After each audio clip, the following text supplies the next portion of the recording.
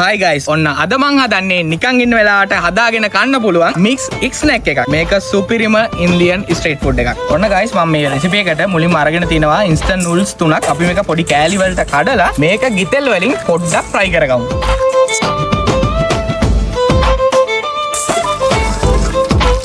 අපි දැන් මේ ගානට fry වුණාට පස්සේ මේක අපි ලිපෙන් බා ගන්න ඕනේ.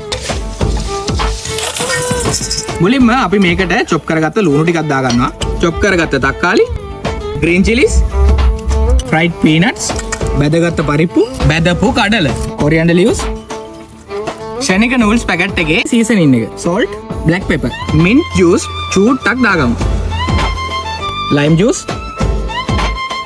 දැන් අපි මේක හොඳට mix කරගමු.